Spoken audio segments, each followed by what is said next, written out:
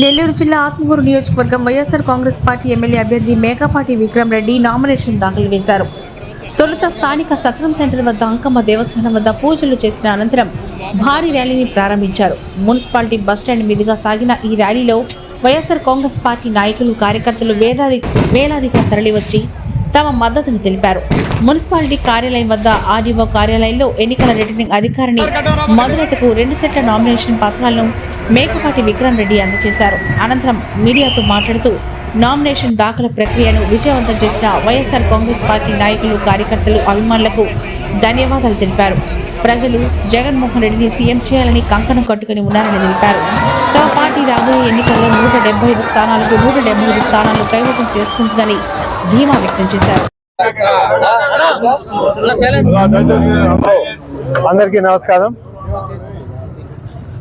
ముఖ్యంగా ఈరోజు ఆత్మకూరు ప్రజలందరికీ, వైఎస్ఆర్సీపీ కార్యకర్తలందరికీ, జగనన్న సైనికులందరికీ, గౌతమ్ అభిమానులందరికీ ధన్యవాదాలు.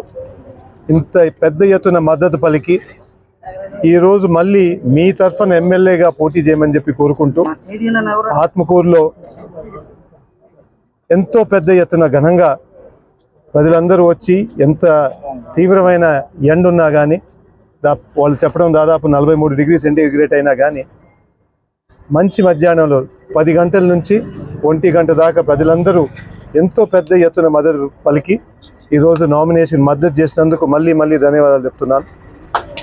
మీరందరూ గమనించారు,